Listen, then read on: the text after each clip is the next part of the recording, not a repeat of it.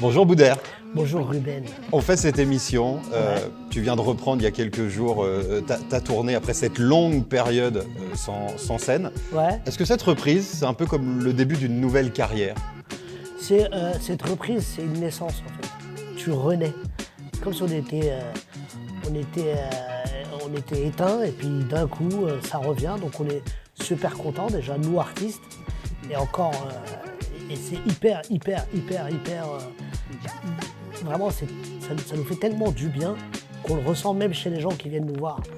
Ça a été dur vraiment? Il y a eu des moments de petite déprime, des moments où vraiment tu t'es senti triste? Non, déprime, non, parce que bon, j'étais chez moi avec mon fils, avec ma famille, donc j'étais assez entouré, mais l'ennui, c'est surtout ça qui nous est... moi, c'est surtout ça, c'est que des fois, tu as des périodes d'ennui, pas de déprime, mais d'ennui. Tu te réveilles à 8h du matin, tu t'habilles, et après, tu dis, mais en fait, je vais où? J'ai nulle part où aller, et j'ai surtout pas le droit de sortir. Donc, c'était un peu spécial. Moi, je l'ai accepté, parce que voilà, mais bon, c'est une période qu'on a vite envie d'oublier, quoi. Le spectacle s'appelle Boudère is back. Exactement. Eh bien, on va se balader, nous, sur tout ce qui s'est passé avant Boudère is back, du début jusqu'à la fin. On va essayer de raconter ton histoire. D'accord. Ma première question, ça va être à quoi pensait ou qu'est-ce qu'imaginait le petit Mohamed dans sa chambre du 10e arrondissement? D'ailleurs, la chambre, c'est le décor de ton nouveau spectacle. Exactement, c'est le décor de mon spectacle. Je voulais revenir avec un spectacle d'un seul en scène, mais je voulais mélanger ma petite expérience de théâtre que j'ai eue avec La Grande Évasion et avec Édouard Baird dans À la Française. Et j'ai vu que, en fait, construire un décor, c'est rapide, quoi, c'est pas un truc de fou, c'est que les trompe-l'œil. Je me suis dit que j'allais raconter ma vie, le point de départ, tout part de ma chambre d'enfant, et j'ai voulu reformer cette chambre. Donc, quand j'étais petit, le petit Mohamed Boudère, quoi, il voulait être footballeur à un moment donné, et il voulait surtout aider son papa à payer le loyer et à participer à la vie familiale, quoi. Dès tout petit, t'es sensible Dès à tout ça? petit, j'étais dans ce truc-là, moi. Ouais. Je disais à mon père, t'inquiète pas, papa, je suis là si t'as besoin, même si je sais rien faire, mais je suis là. Et pour ça, tu t'es dit assez vite que les lumières, que ce soit les lumières d'un stade quand tu veux être footballeur, ou les lumières de la scène, ça allait t'aider, ça allait être facile pour toi? Ça n'a pas été tout de suite, le cas. Moi, j'ai pas voulu être comédien au départ, hein. Parce que je suis d'une génération où, à la base, nous, on pensait que les gens qui passaient à la télé n'étaient pas payés. Nous, on ne savait pas que tu pouvais être payé en faisant rire, en faisant des blagues. Parce que moi, je faisais des blagues et des vannes dans mon quartier, je faisais rire tout le monde, ou à l'école. Mais pour moi, c'était un divertissement. Je ne pensais pas qu'on pouvait avoir un salaire, des droits d'auteur, tout ça. Donc moi, j'étais très loin du milieu artistique. Au début, j'ai fait des études, j'ai voulu être comptable, j'ai voulu être footballeur, j'ai vu que footballeur, c'était compliqué. Après, j'ai voulu être comptable, j'ai vu que c'était compliqué aussi. Donc j'ai été éducateur de rue. Et après, j'ai raconté tout ça dans mon premier spectacle.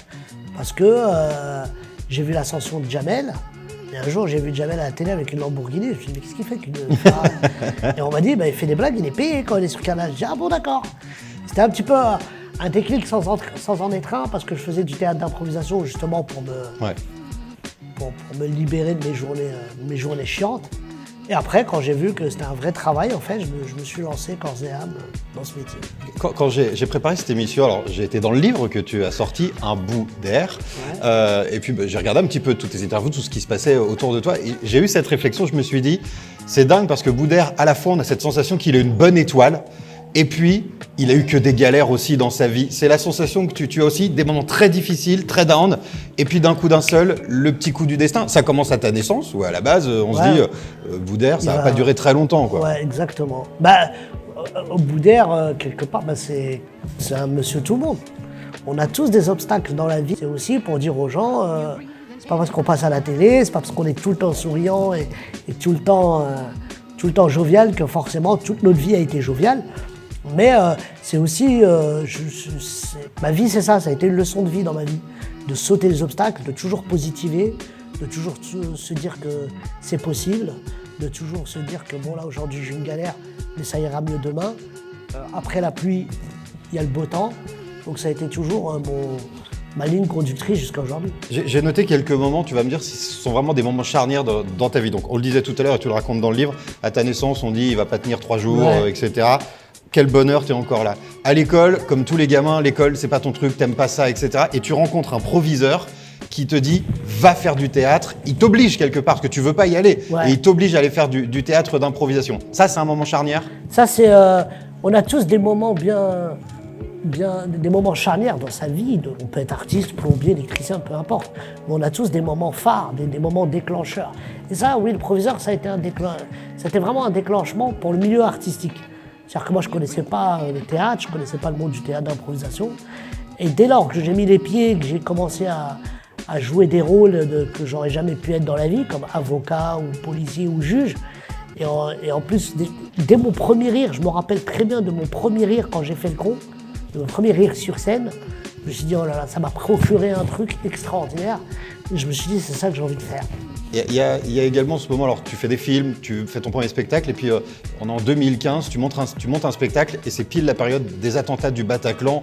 Du coup, les salles se vident un peu machinalement. Là, tu rentres dans un moment un peu compliqué, et puis Jamel, que tu nous as dit tout à l'heure, tu le connais, vous arrivez à dealer, tu vas au Marrakech du Rire, et là, ça relance une nouvelle fois la machine. Ouais, exactement. C'était un peu comme une voiture. Tu vois, une voiture, dès qu'il n'y a plus d'essence, ça avance pas. Et t'attends le pompiste qui te remet un coup d'essence. Donc ça a été toujours ça dans toute ma vie, que ça soit ma vie professionnelle ou ma vie privée. Ça a toujours été ça. On a toujours eu des moments durs et puis des moments... mais on apprend. Je pense que l'expérience, c'est ça. C'est quand on tombe plusieurs fois, à un moment donné, on sait comment chuter quand on tombe. Donc là, voilà, la Grande Évasion, la première année, elle a été exceptionnelle. Les salles pleines, tout le monde voyait cette pièce au Molière même. Et puis il y a eu les attentats, et ça a été, on s'est dit, oh là, c'est pas possible. Moi je me suis dit en tout cas, c'est pas possible, l'histoire se répète, à chaque fois que je fais un truc, ça se casse la gueule. Donc c'est comme pour Boudère is back, on était sur une super lancée, boum, le corona est arrivé. Mais c'est la vie quoi. T'es quelqu'un qui doute pas, j'ai l'impression. Non. Fataliste, ou alors tu te dis c'est pas grave, j'ai vécu plein de choses déjà et ça reviendra. Comment on fait pour avoir cet état d'esprit? J'ai cette phrase qui dit que c'est écrit, que tout est écrit, que ce qui m'arrive c'est écrit. Alors que je suis assez croyant pour me dire que ce qui m'arrive c'est écrit. Si aujourd'hui je peux pas jouer dans cet endroit-là pour X ou Y raison, c'est qu'il y a un endroit meilleur qui m'attend derrière. Donc c'est aussi être dans cette positivité, dans ce karma, de se dire que voilà.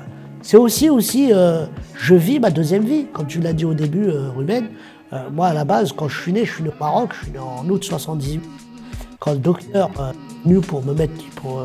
quand ma mère voulait accoucher, que le docteur est arrivé, le docteur du village, qui était aussi électricien et placoplâtre, je suis né avec un asthme très prononcé. Donc quand je suis arrivé, lui, il n'avait pas l'habitude d'avoir des bébés comme ça.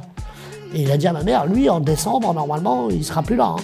À ce moment-là, ton père est à Paris et il demande de rapatrier rapatrier tout le monde. Il travaille à Paris et il dit à ma mère, non, il va vivre, vous allez venir à Paris, et on va l'emmener à l'hôpital Necker, ils vont se soigner des enfants là-bas. Et donc, comme je vis ma deuxième vie, je me dis que rien ne peut m'arriver. Et après, je positive aussi parce que je prends toujours en parallèle la vie des autres un peu. Je vais souvent dans les hôpitaux voir des enfants malades. Je parle souvent avec les parents qui ont des enfants malades. Je parle souvent avec des gens malades aussi. Et je ne suis pas à plaindre. C'est un bel état d'esprit. Ouais, voilà, se plaindre, je pense que c'est la facilité. Mais se dire, c'est pas grave, aujourd'hui, j'ai cette galère. Demain, je l'aurai plus. Il faut que je me batte pour ne pas avoir cette galère-là. Donc oui, le fait de positiver m'aide beaucoup. Mouss Diouf, c'est lui le premier qui te tend la main. Tu fais sa première partie quand Mouss Diouf fait du spectacle. Exactement. Mouss Diouf, c'est celui qui a appuyé sur le bouton. C'est le mec qui est venu me voir, j'étais sur scène, j'avais fait un showcase, j'avais joué 45 minutes. Dans cette salle, il y avait Mathieu Kassovitz, Jamel Ben Salah, Momo Debouze, le frère de Jamel, qui était là pour justement dire à Jamel, voilà, il y a un mec qui arrive. Et il y avait Mouss Diouf, et Mouss Diouf est arrivé et il m'a dit, écoute Boudère, moi, je produis, mais je ne suis pas un grand producteur, j'ai un peu d'argent, je vais miser sur toi, si ça marche, on rigole. Si ça marche pas, on rigole encore plus. Et j'ai aimé ce discours parce qu'il n'est pas venu en me vendant des trucs, il n'est pas venu en me disant « Ouais, t'inquiète pas, je vais faire de toi une star, tu vas être riche, tout ça ». Il n'était pas dans ce truc-là et j'ai beaucoup aimé son discours parce que déjà, moi j'étais éducateur de rue, j'étais assez responsable et assez dans ma vie, quoi. Même au niveau financier, j'ai toujours travaillé. Moi, j'ai commencé à travailler à l'âge de 16 ans. Donc même quand je suis arrivé dans ce métier-là, c'était pas pour faire de l'argent. Moi, de l'argent, j'ai toujours su en faire. Je travaille et je me contente de ce que je gagne. Tu vois, je suis pas extravagant, tout ça. Donc quand j'ai rencontré Mousse, je l'ai rencontré et il m'a dit voilà, viens avec moi, viens, on monte un truc, on s'en fout, je sais pas où on va, mais viens, on le fait. Et j'ai tellement kiffé, et puis de là est né un amour fraternel. Et voilà, et j'espère que là où il est fier de moi. Et je l'ai accompagné jusqu'à son dernier souffle. Et Mousse Diouf, ça a été l'élément déclencheur. Ouais. La fameuse bonne étoile, et c'était écrit, cette rencontre avec Mousse Diouf. Je me suis amusé, Boudère, à aller taper ton nom dans un moteur de recherche sur Internet. Et tu sais comment ça marche? Tu tapes le nom et là, on te fait tout un tas de propositions. Et j'ai regardé quelles étaient ces propositions, ça veut dire quelles étaient les recherches que les gens faisaient surtout sur toi. Bonne nouvelle, la première, tout en haut, c'est Boudère et le nom du nouveau spectacle, Boudère is back. Ça veut dire que c'est la recherche la plus faite. Ça veut dire qu'on a bien bossé. Ça veut dire qu'on a bien bossé. Et puis il y en a d'autres. La deuxième qui arrive, c'est Boudère couple. La troisième, c'est Boudère son fils. Et ensuite, c'est Boudère sa taille. On sent que les gens sont très intéressés par toi et ont envie de savoir quelle est ta vie, quels sont ceux qui partagent ta vie. C'est difficile, ça, de devoir gérer l'envie des gens d'être dans ta vie privée? Moi, on fait un métier très schizophrène. C'est une vraie schizophrénie. C'est-à-dire que moi, je parle pour moi, hein, quand je sors de chez moi, je suis Boudère. Mais dès lors que je rentre chez moi, que je mets le clé, que je traverse, que je passe la porte de chez moi, je ne suis plus Boudère. Je ne suis plus Boudère qui est connu à la télé, qui rigole tout le temps. Je rigole chez moi, je rigole tout le temps. Hein. Mais je n'ai plus ce statut d'acteur ou de comédien ou de comique. J'ai le statut d'un père de famille, d'un fils. Et je parle de tout sauf de ma vie privée. Parce que c'est mon jardin secret. Et c'est aussi une manière de préserver ma famille de ça. Parce que si demain je rentre chez moi et que des gens de ma famille me disent « on fait une photo », j'aurais pas ce... Si chez moi c'est comme dehors, pour moi ça va pas être... tu vois, je vais pas avoir je vais pas avoir ce décalage qui m'aide à garder les pieds sur terre et qui m'aide à être un mec normal, quoi. Tous les humoristes que j'ai pu rencontrer ou interviewer, ils m'ont tous dit la même chose. Ils m'ont dit, tu sais, c'est assez compliqué d'être un humoriste parce que les gens ne peuvent pas comprendre qu'on ne soit pas drôle. Les gens, quand on les croise dans la rue, ont envie qu'on soit drôle et on ne l'est pas tout le temps, en fait. On est drôle parce que c'est notre métier, parce qu'on monte des spectacles, parce qu'on écrit des vannes. Tu confirmes ça, être humoriste, c'est pas facile parce que y a toujours cette espèce de pression, faut que je sois drôle, faut que je sois drôle. Un chanteur a pas ça. Un chanteur, on lui demande de chanter, mais dans la rue, il peut être qui il veut. Mais moi, c'est pire. Moi, des fois, il y a des gens qui m'attrapent, qui me parlent. On dirait que je les connais depuis 10 ans. Mais c'est pas vrai. Donc j'attire, mais je suis content. Pourquoi? Parce que je préfère ça plutôt qu'ils m'insultent dans la rue. Tu vois, t'imagines le contraire. Tu marches dans la rue, t'es détesté par toute la France. C'est horrible. Donc non, moi quand je vais pas super bien, je sors pas de chez moi. Ça fait partie, c'est-à-dire que dès lors qu'on sort de chez nous, on s'appartient pas. On appartient aux gens. Le public, c'est grâce à lui qu'on est là. Faut pas oublier. Parce que on l'a bien vu encore pendant la période du Corona. On est des personnes lambda en fait. Donc si on prend des salles de théâtre et qu'il n'y a personne dans la salle, forcément on fera pas long feu. Donc j'appartiens au public, j'accepte ce côté-là du métier, j'accepte ce côté-là de ma notoriété. Et voilà, alors c'est vrai qu'il y a des fois on n'est pas heureux, on a aussi des petits coups de mou, mais il faut garder le sourire pour les gens qui nous aiment parce que la personne qu'on croise dans la rue qui veut faire une photo et qui veut un peu rigoler avec nous, elle n'a rien à voir, elle, dans notre vie à nous. Donc on ne va pas lui dire non, dégage, je fais pas la photo parce qu'aujourd'hui je suis pas bien. Non, on se doit d'être tout le temps bien. Alors c'est pas facile, mais c'est comme dans toute chose. On peut pas prendre que les avantages. Il y a tout. Alors bien sûr c'est un inconvénient. Moi j'ai une anecdote très simple. Une fois j'avais perdu ma grand-mère le lundi et il fallait que je monte sur scène le mardi. Donc j'ai même pas pu aller l'enterrer. J'étais très proche de ma grand-mère. Mais il fallait que je sois souriant et heureux sur scène et en dehors de la scène. Et quand je rentrais chez moi, je pleurais. Mais ça... c'est l'état d'esprit dont on a parlé depuis le début. Voilà, il faut positiver. Cet état d'esprit et y croire du début à la fin, malgré les difficultés. C'est grâce à ça, Boudère, que je peux annoncer ces dates de tournée. Le 21 novembre au cabaret de Tinqueux, c'est juste à côté de Reims. Le 3 mars, il y a le casino de Arras. Je donne pas toutes les dates, je donne quelques-unes. Hein. Le 4 mars, le lendemain, à Blénaud, les Pontes à Mousson. Le 5 mars, à Saint-Dizier, ça sera dans cette magnifique salle du Fuseau. Et puis, tiens, pour cet été, si vous êtes en vacances du côté de Fréjus, il y a un grand festival. Et puis, tu fais partie d'une soirée de l'humour, ce sera le 19 juillet. Il y a une salle qui te fait rêver, que tu n'as pas faite, qui te fait rêver, où tu as envie d'aller à tout prix?